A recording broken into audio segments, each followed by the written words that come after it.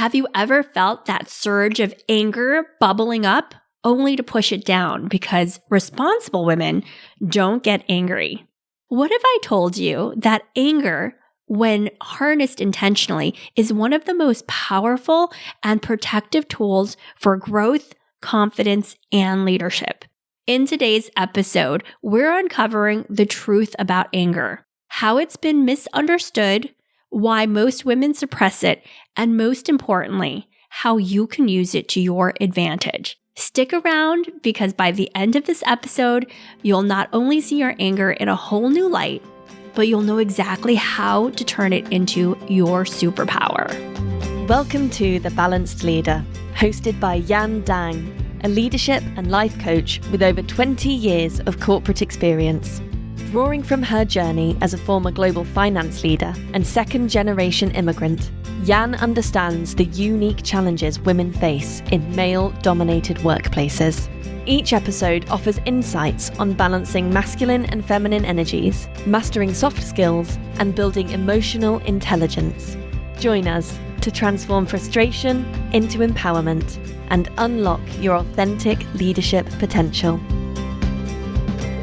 Hey, podcast listeners. Today we have a very important episode that has the ability to change your life and has the ability for you to connect with a superpower that you didn't even know you had. Today we're diving into the topic that a lot of women shy away from: anger. But what if I told you that anger, when used intentionally, can be one of the most empowering emotions you possess? I feel really strongly about this. I coach a lot of women on anger, and I tell them that anger is the emotion that could be super powerful when grounded in clarity and certainty, and has the ability, especially for women in male-dominated spaces, to help you stay calm, cool, collected, and empowered. But many women have been taught to suppress their anger. They have been socialized to cry instead of getting angry.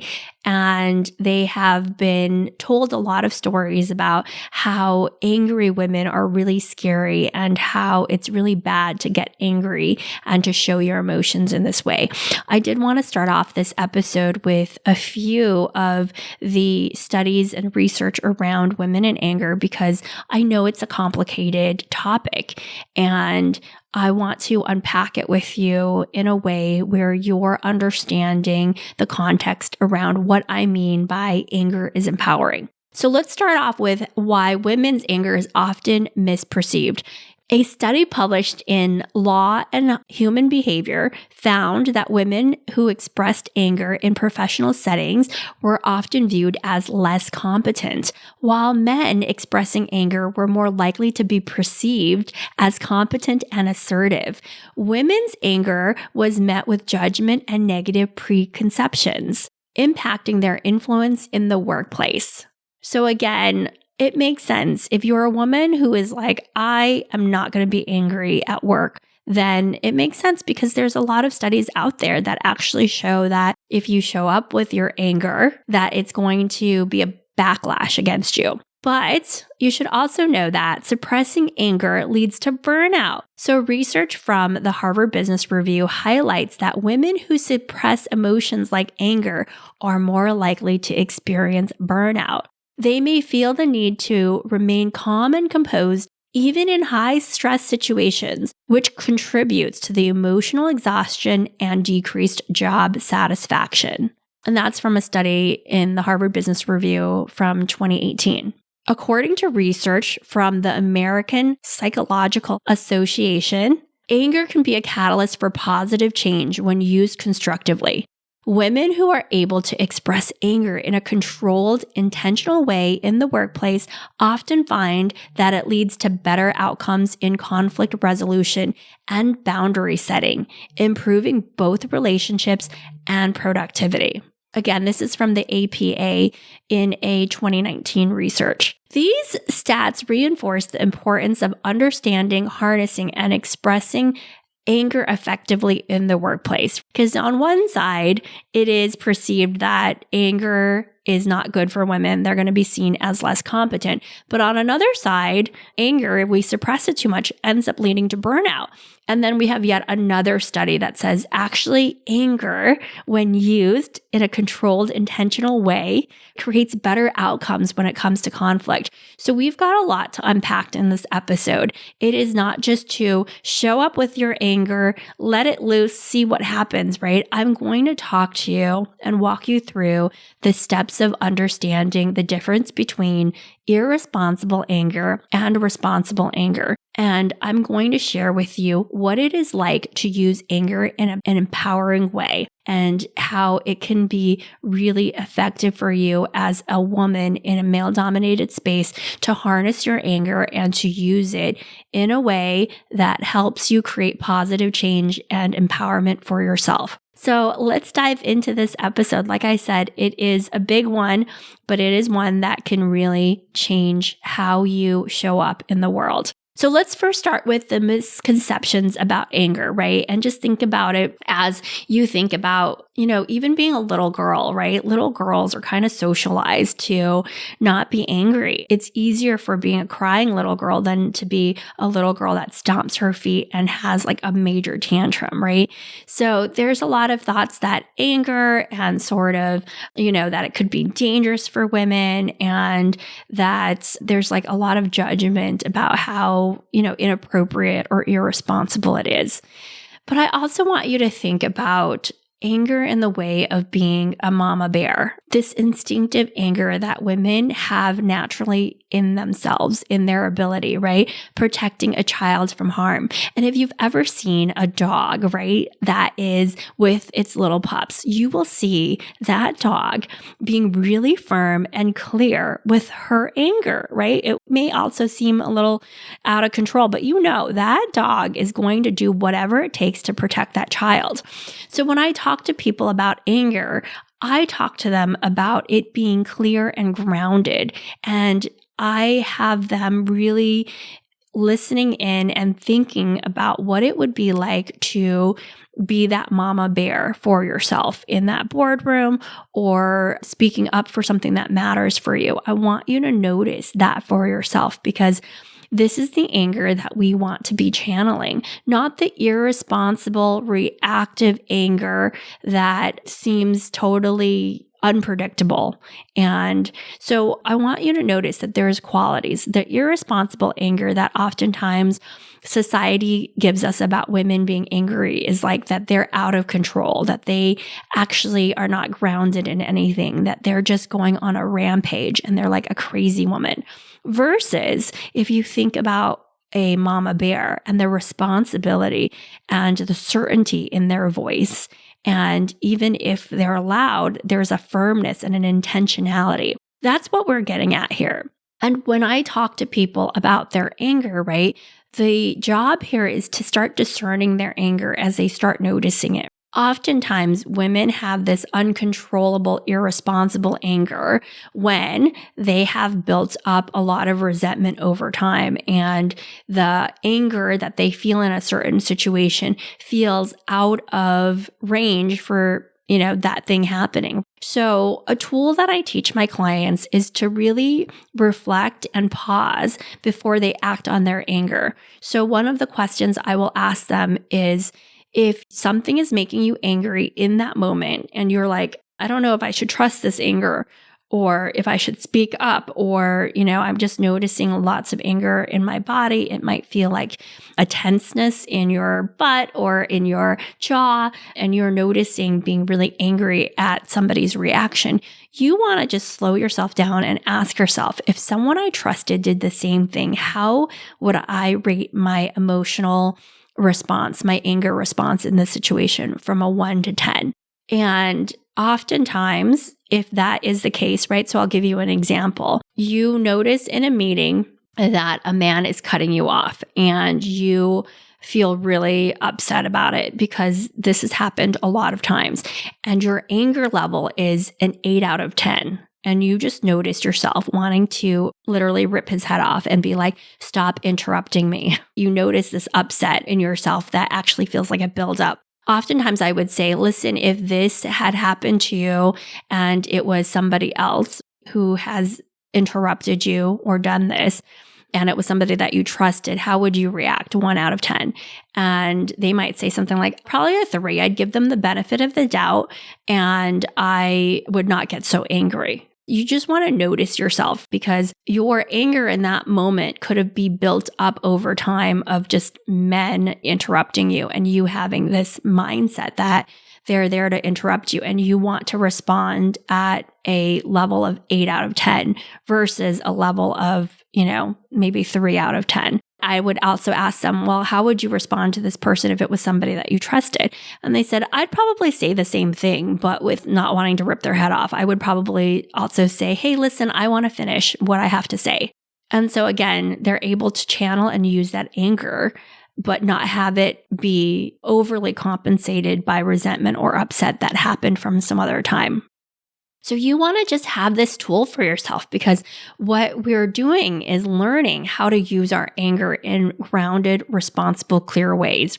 I often, again, give people this example. If your kid is about to touch the stove, you are going to get very firm, very clear, very intentional with your voice in that moment. If you're not actually physically able to run over and pull them off of the stove, how would your voice sound? How would you feel in your body? And this is the anger that we want to be intentionally connecting to. And this is responsible anger. But the more we can give ourselves evidence that we are responsible with our anger, the more we're going to learn how to trust it. So if you can ask yourself that question, if someone I trusted did the same thing, how would I rate my anger from 1 to 10? What would that be like? And it could be still pretty high.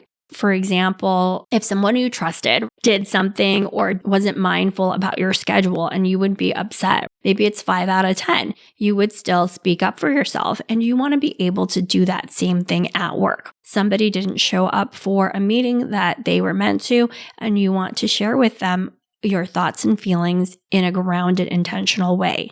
And it might sound something like, hey, John, I know you're super busy with things, but this was an important meeting. I expected you to be here on time so we could really sort out this situation. And I'm upset that you blew it off.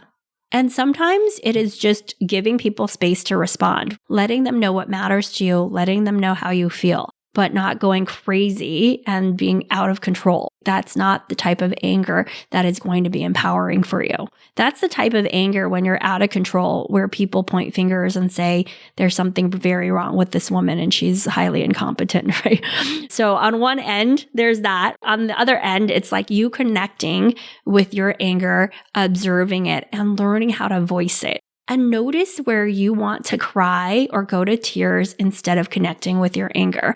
I want to share that this is very common. In some ways, we have socialized our daughters or little girls to go to that victimhood role and cry and hope for some Prince Charming actually, if you listen and watch a lot of Disney movies, sometimes that is the case. There's been some newer Disney movies where the woman is like the heroine and they're able to use their anger and their emotions to protect themselves. But some of the old ones, like, Sleeping Beauty or Cinderella, like somebody comes and rescues. There's like a fairy godmother or a prince that comes and kisses you and rescues you. So you want to notice that in our society, there's just a lot of these stories and myths about women being like helpless and needing somebody to come rescue them.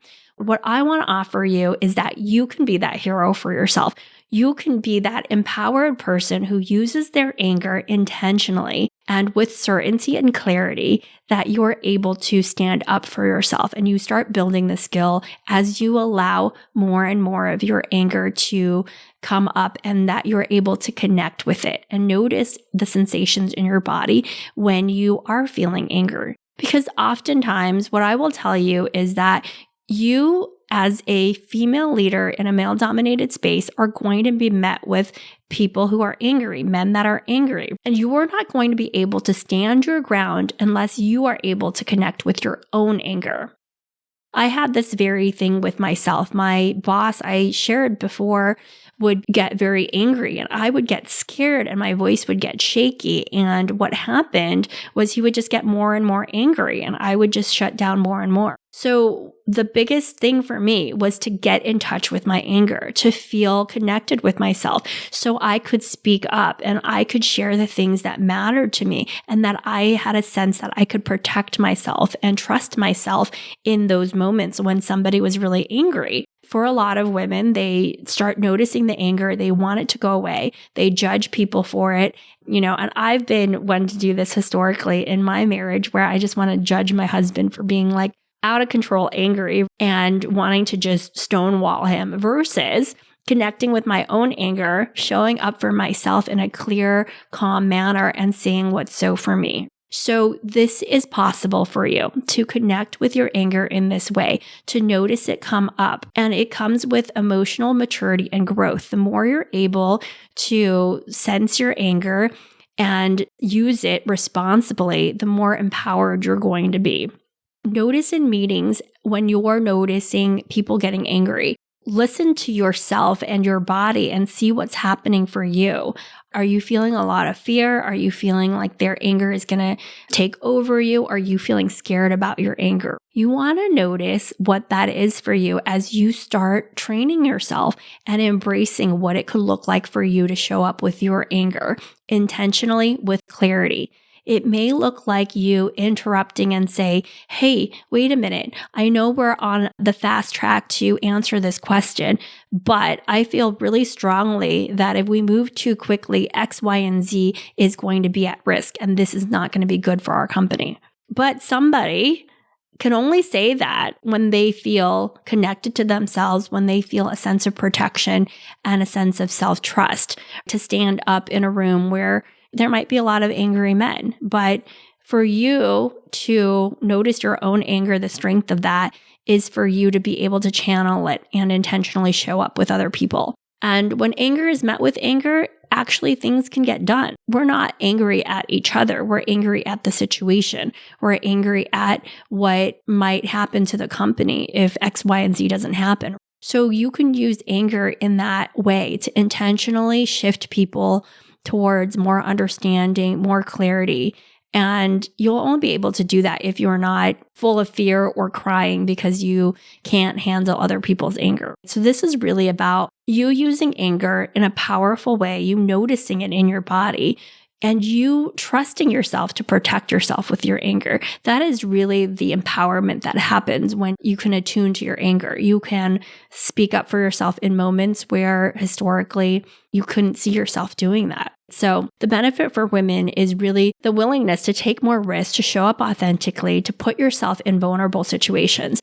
It's kind of very ironic, but the more that you are connected with your anger, the more willing you will be to be vulnerable in other situations. So it is directly correlated. You're going to be more willing to be vulnerable when you have your anger intact and in tune, because you will be able to protect yourself. And when we're able to protect ourselves and we know we can trust ourselves to protect ourselves, then we're willing to take more risk and we're willing to be more vulnerable and real with people because we know that we have our own backs. We can protect ourselves. So I want you to just notice that. And an example of this that I wanted to share that recently happened with one of my clients is that she got into this meeting with her CEO. He was so upset. He was so upset about what was happening to the organization. And he was so upset about what some former employees were claiming. And she noticed herself wanting to really just water down his anger and be like, don't worry, everything's going to be okay. And he wanted to take some bold action. And she, instead of trying to manage his emotions, she showed up with her anger and said, listen, we cannot do this. He actually wanted to withhold salaries from these ex-employees because of what they did.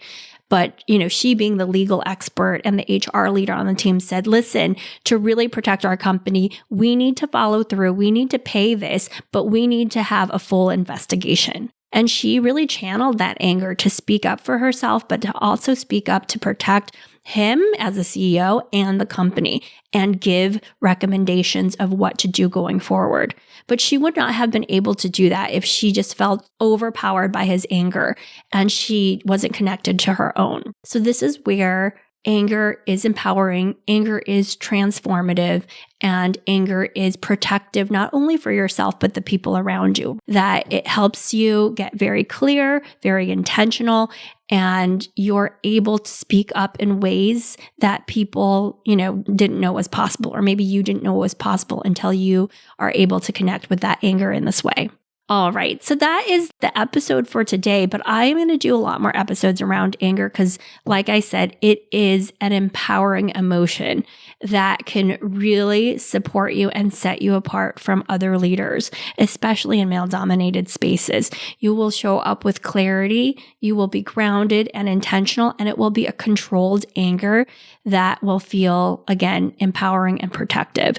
So, as an assignment for you guys to go out there is to start noticing. Ask yourself, where am I suppressing my anger? Where am I not connecting with it?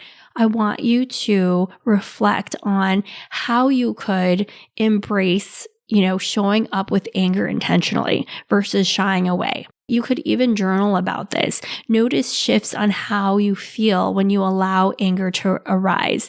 And ask yourself, if you are to show up with anger in a purposeful, clear, and grounded way, what would that be like for you? And I want you to just have empathy for yourself and compassion for yourself that this journey is messy at first. You might feel so angry. You may want to drink more. You may want to not deal with your emotions because you're like, this anger is too much. It's uncomfortable. But what I want to offer to you is once you get to know your anger and once you learn how to use it in an empowered way, you will show up with more intentionality and more self-assuredness than you ever thought was possible. So it is messy, but you are capable of it. And this is part of that learning experience. Learning to harness your anger is part of emotional maturity and a necessary skill for you to lead with confidence. So allow yourself to go to school on people who express their anger, both responsibly and irresponsibly, and allow yourself to notice the sensations in your body when you are feeling angry. And also notice, if you're wanting to cry to get rid of your anger. And if that's happening, allow those tears to come. But the more and more it happens, the more you want to stick with the anger and say, if I just stuck with the anger, how would that make me feel? What's coming up for me? The more you trust yourself to protect your boundaries, the more confidently you're going to show up in all areas of your life. Your anger is not something to fear. It's your power waiting to be harnessed. So try out the assignment. Let me know how it goes for you. Start thinking about anger as a protective and empowering source for you. And the more you do that, and the more you open yourself up to how powerful this emotion can be for you, the more you're going to see the impact it makes in your life and in your leadership. All right, so let me know how it is for you. I'd love to hear from you on LinkedIn, or feel free to leave a review of this episode. But this is really the start of a journey for you to embrace your anger and to allow it to empower you. Thank you, everyone. I will see you next week. We're going to have another impactful episode. Take care. Bye. Want to feel unshakably confident in every situation, whether you're leading a team, making big, bold decisions, or tackling tough conversations? Confidence is the key to showing up powerfully. But let's be honest, self-doubt, imposter syndrome, limiting beliefs creep in and it holds you back. This happens to millions of women. That's why I created the Confidence Hack, a simple yet powerful tool that has helped tons of women just like you break free from limiting beliefs and step fully into their potential. In just minutes, you'll learn how to shift self-doubt into rock-solid belief, take bold action, and show up with clarity and purpose. And the best part? It's completely free. Download the Confidence Hack now at www.aspire-coaching.co/confidence-hack. Don't wait. Your next level of confidence is just a step away. Thank you for being a part of the Balanced Leader community. We hope you found today's episode inspiring and actionable. For more resources and to connect with Jan, visit us at aspire-coaching.co. Until next time, keep leading with confidence and purpose.